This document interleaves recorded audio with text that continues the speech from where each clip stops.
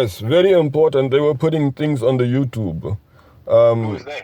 TMOA youth, I believe, or TMOA long-standing members, and there was an elder there, and all the clips are really short because out of everything that these elders are saying, there's only just a little bit you can take out. The best that you have to present is maybe the Hafiz Tahir or Hafiz Shafiq, maybe Hafiz. But everybody else, they really do just take out a short portion of what is nice. So I don't know exactly who this particular elder was, but you can tell he was a TMOA member. This is a TMOA channel, affiliate. He said that you have to take everything out of your heart. You have to take everything. These were his exact words. You have to take everything out of your heart and put no one other than Allah subhanahu wa ta'ala inside of it. Mm-hmm. And he says that it's difficult. He said it's hard to do, but you'll have to get, there are certain levels and you'll have to get to that level.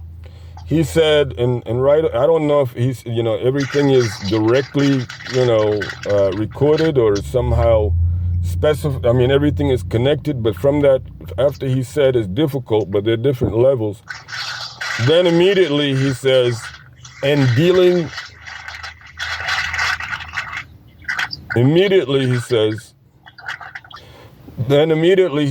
and dealing with Abdul Qadir Jilani, that's all kind of things, and they cut the clip off. I mean, it's basically, I'm not, I'm trying to quote exactly what's So in. is that Abdul Qadir Jilani, like as in the sheikh who's passed away, or is that the other guy? Remember, there's two.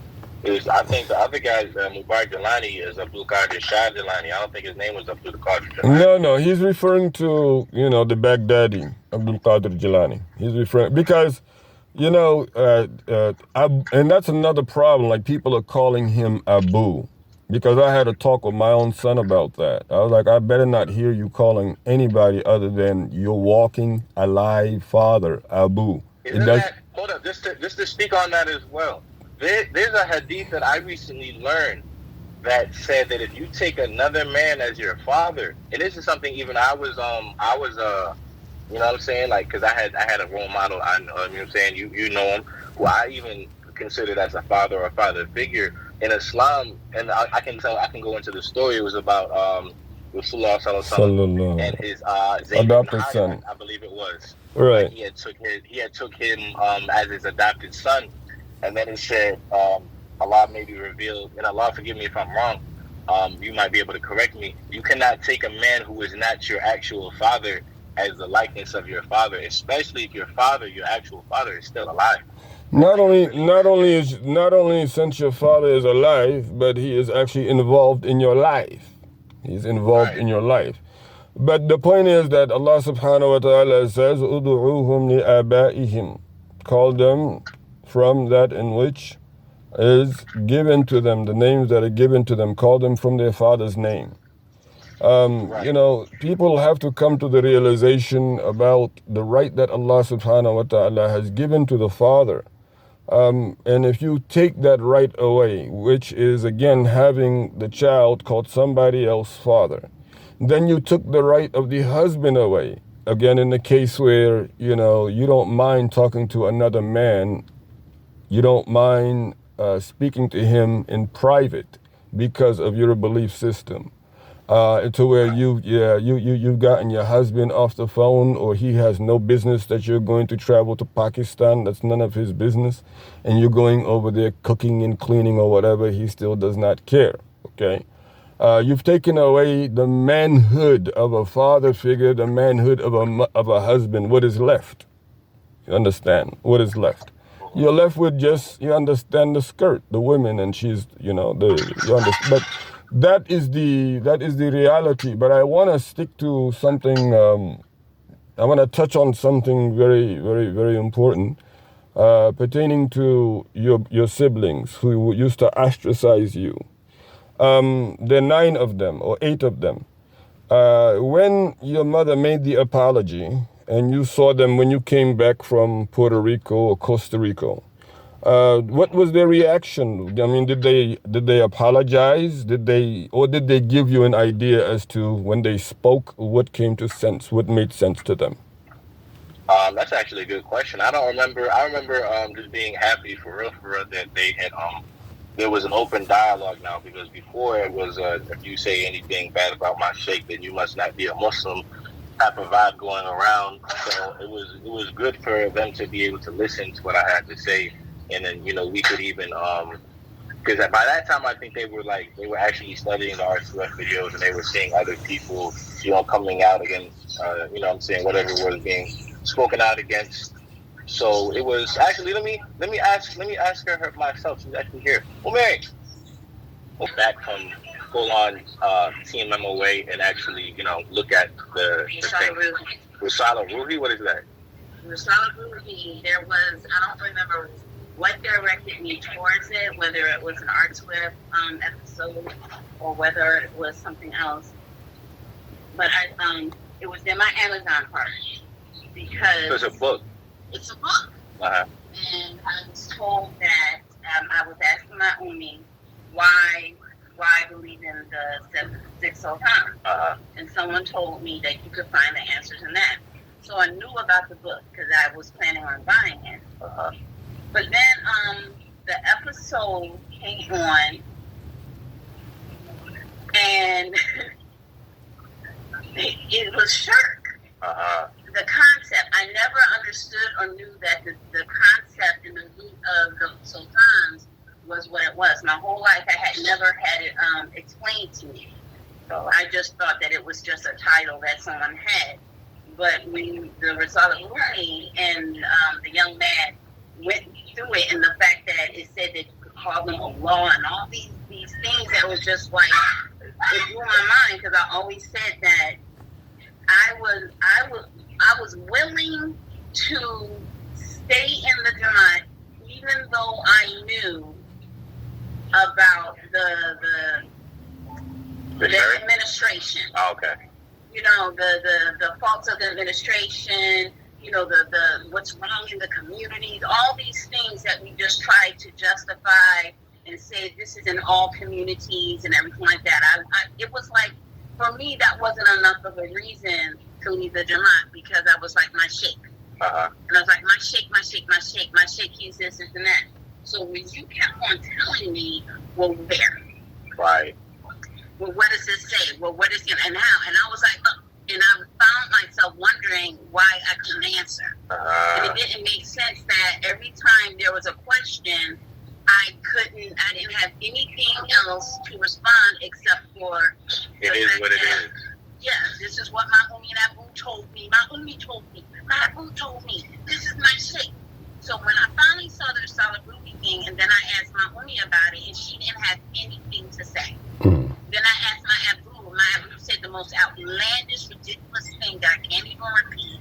I was like, oh no. Oh heck no. I said, you guys have me and all my children about to direct us straight to the hellfire over some shirt.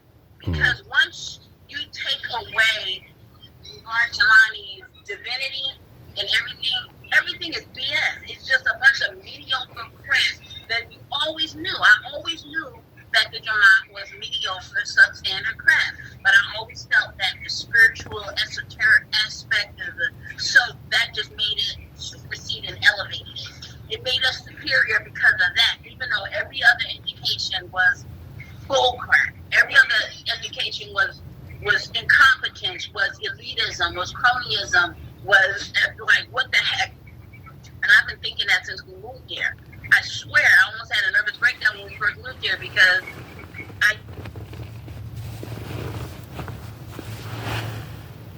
she was one of the most, and I went to the 2008 retreat, and I could not, I saw all the women around me, and I was like, it was something like the retreats that my Umi and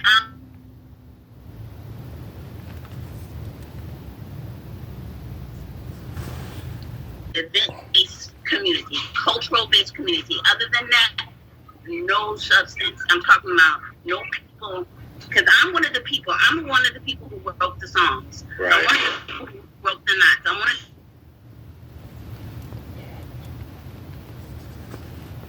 what I'm talking about. No matter how much you show, no matter how much you would still just be, party. So they really like had sex in place to see like who was important and who wasn't, what they could get out of certain people, and just leave and them be. it wasn't based off of merit at all. It was never based kind of off like of who's your family, who your family is, who your friend is, how much money you gave, right? Any of that. And here's the thing: I never kissed butt, and maybe that's a blessing that Allah gave to me, because I never felt that I should have had to. Considering, you know, if you're talking about nepotism, cronyism, and elitism, based off of who my umi was, you would think me and my sisters would have had a straight shot up. Right. But because of the new administration and all these, you know, if you just look at them and you can see, I don't even need to tell you. You can look at them, have a conversation with them, and you'll be able to tell why they would have a problem or be intimidated by the women in my family. So I was like, okay, let me hold on because of my sheikh. Let me hold and that's what we want to get into. Right. So why you finding out who he wasn't? It was like the last machine. I was willing to kick the house for him. No, I remember. It's on the record as well. It's on the record. What's on the record? The fact that you tried to talk bad about my machine, and I was about to go ballistic on you. Yeah, no, you did. You called me a monopoly, called me a 18, all that stuff. All right. How dare you speak of my sheikh? Right. So embarrassing. But anyway, but then in retrospect, I don't know. It's like I was enamored. Honestly, I'm gonna tell you something. You can hear this, right? Whenever I had a difficult time in my life, we trying to make sure that, you know, so we.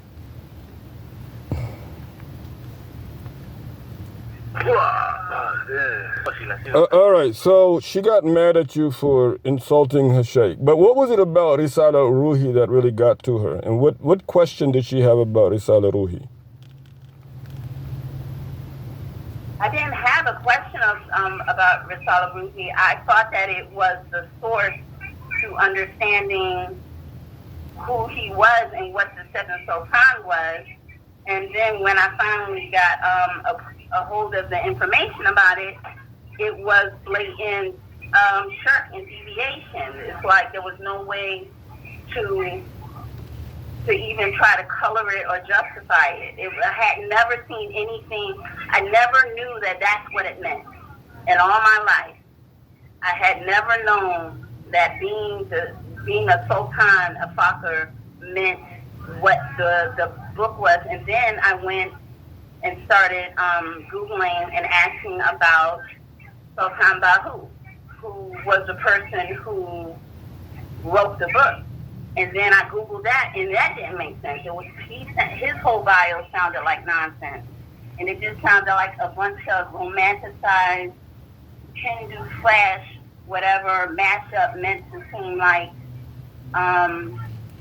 Islam. Because in all of the knots, we would listen to the shirk knots, and it would say 7 sparks flew, and Allah looking. And then I started thinking to myself, why would Allah Ta'ala need to see himself and create something? And I was like, isn't it said that Allah Ta'ala begets nor was he begotten? And then I was thinking to myself, how, look, the Risala Ruhi was the last straw, but I think one of the things that tipped me over before then was when Mubarak Jalani, before he died, said that on the Day of Judgment that he would tell Allah Ta'ala to send to the hellfire all the parents who gave their children cell phones. And that was something that caused me so much distress. I mean, many, many sleepless nights. I'm sorry, who gave their children what? Cell phones. If we allowed our children to have cell phones, that he would intercede against us on the Day of Judgment and tell Allah Ta'ala to send us to the hellfire because we allowed our children to have cell phones. Okay, let me ask you, was this a... him saying like, hey, excuse me. Excuse me. I have a question. I just have one question. Yes. Did you hear this statement specifically and directly from him? Email it was an official WhatsApp that was put on. If I did not leave the group, I could have brought it back up. My daughters remember seeing it. Their friends remember seeing it. It was an official statement that was put out on WhatsApp, and it wasn't a thing where I made it up. And the thing is that I remember everything, and most times people try to make it like or blow it over as though he never said it. But the things about how, like, if a Muslim woman doesn't do this, she's a munafiq, or